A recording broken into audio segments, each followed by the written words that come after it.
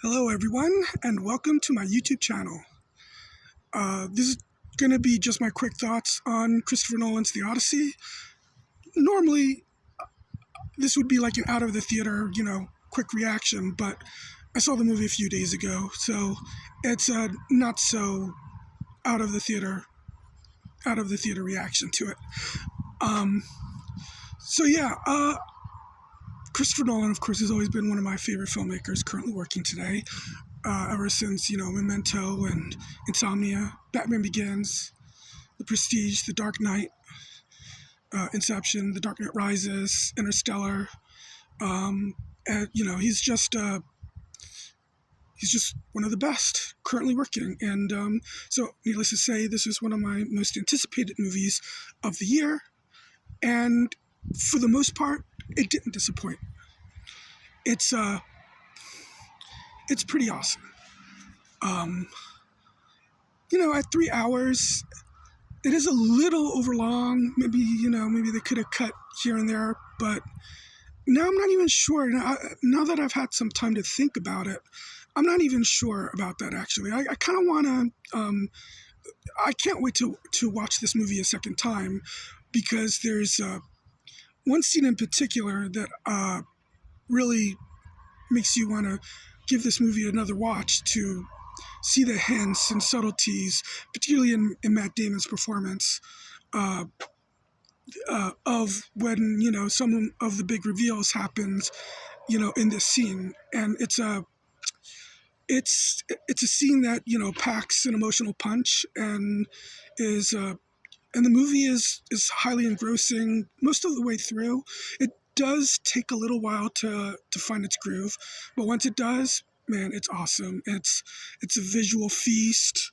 The sound is enthralling, and it's exciting and exhilarating. Some haunting images, and once again, that scene that I'm referring to, which I will talk about further when I do a full review later in the week, that'll come out.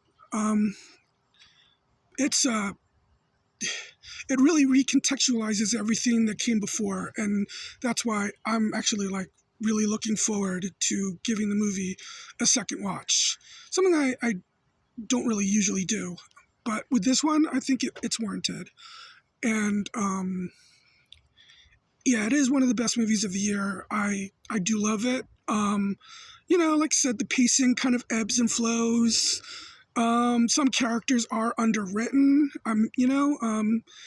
There's some weird scenes, but I guess that's Greek mythology for you.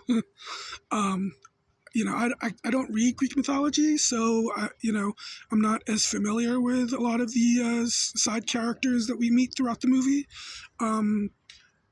But I do love Charlize Theron in this movie. I wish we had gotten more of her, actually.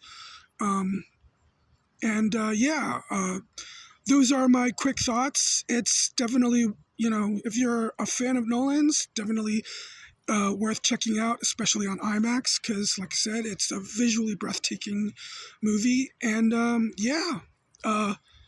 now, like I said, normally in this part, I would be telling you that there will be a full review on my weekly podcast, but it's going to be a couple weeks before I can start that podcast.